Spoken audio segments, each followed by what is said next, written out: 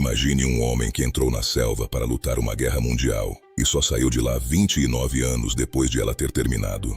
Hoje, eu vou contar a história de Hiro Onoda, o soldado que se tornou o último samurai da era moderna, vivendo uma jornada de lealdade extrema e isolamento absoluto.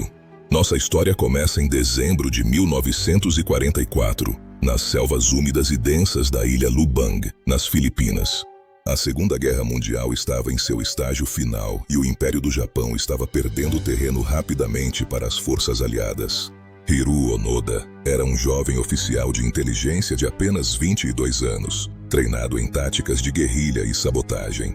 Diferente dos soldados comuns, Onoda recebeu uma ordem muito específica e arrebatadora de seu superior, o Major Yoshimi Taniguchi. A ordem era clara. Ele deveria permanecer vivo a qualquer custo, esconder-se nas montanhas e continuar a luta mesmo que o exército japonês recuasse. O Major Taniguchi olhou nos olhos de Onoda e disse: "Pode levar 3 anos, pode levar 5, mas custe o que custar, nós voltaremos por você." Taniguchi foi enfático ao proibir Onoda de tirar a própria vida, afirmando que em nenhuma circunstância ele deveria se render ou cometer suicídio. Com essas palavras ecoando em sua mente, Onoda entrou na selva com 3 outros companheiros e começou o que ele acreditava ser uma missão temporária. No entanto, o tempo passou de uma forma que ele jamais poderia imaginar, transformando dias em meses e meses em décadas de vigília constante. Em agosto de 1945, o Japão se rendeu oficialmente após as bombas atômicas, mas Onoda nunca recebeu essa notícia de forma direta. Aviões americanos lançaram milhares de panfletos sobre a selva de Lubang, anunciando que a guerra havia acabado e que os soldados deveriam descer.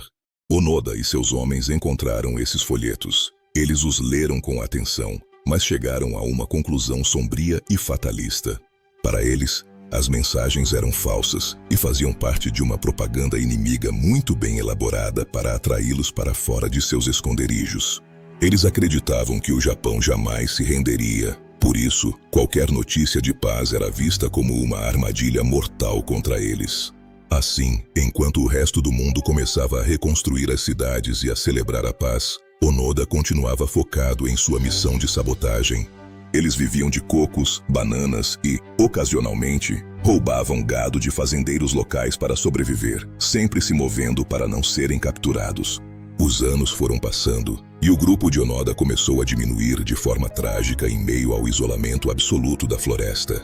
Um de seus companheiros se rendeu em 1950. O outro foi morto em um tiroteio com buscas locais 4 anos depois. Em 1972, o último parceiro de Onoda, Kozuka, foi morto pela polícia filipina enquanto tentavam queimar suprimentos de uma vila.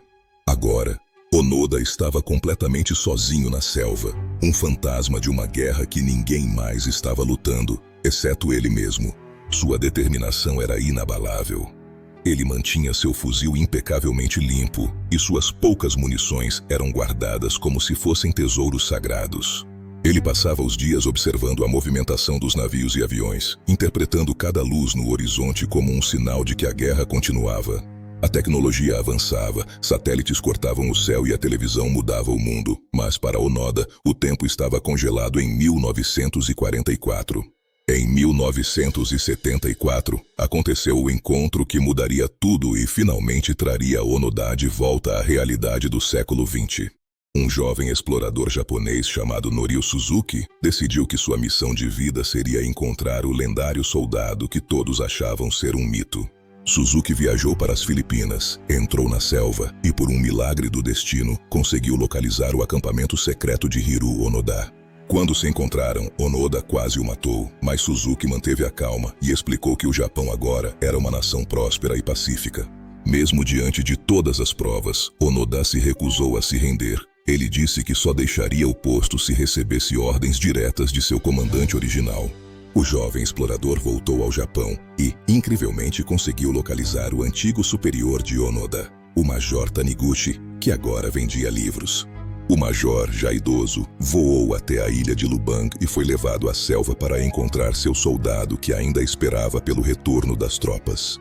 Em um momento profundamente emocionante, o Major Taniguchi leu em voz alta a ordem formal de rendição e o cessar das atividades militares. Onoda, vestindo seu uniforme militar remendado e segurando seu fuzil, prestou continência, baixou a arma e entregou sua espada cerimonial ao Major. Aos 52 anos de idade, Hiro Onoda finalmente compreendeu que havia passado 30 anos de sua vida lutando uma guerra que já não existia. Seu retorno ao Japão foi um evento nacional massivo, cercado por câmeras e por um povo que o via como um herói de uma era passada. No entanto, o Japão que ele encontrou era muito diferente daquele que ele deixou. Era um país moderno, ocidentalizado e voltado para o consumo. Onoda sentiu dificuldade em se adaptar à nova realidade e, por algum tempo, mudou-se para o Brasil, onde viveu como um criador de gado no Mato Grosso do Sul. Anos depois, ele retornou ao Japão para fundar escolas de sobrevivência para jovens, transmitindo os valores de resiliência que aprendeu na selva. A história de Hiro Onoda nos faz refletir sobre os limites da lealdade, do dever e até onde a mente humana pode chegar por uma convicção. Ele não foi apenas um soldado que esqueceu de parar de lutar. Ele foi um homem que viveu conforme um código de honra que o mundo moderno já havia descartado. Seu legado é complexo e nos deixa uma pergunta perturbadora sobre nossas próprias vidas e as batalhas que escolhemos lutar. Será que também estamos lutando guerras que já acabaram, ou sendo leais a ordens que o tempo já apagou da memória coletiva? Muito obrigado por acompanhar esta jornada épica de 30 anos através da selva e do tempo comigo. Se gostou, deixe seu like e siga o Protocolo Medo.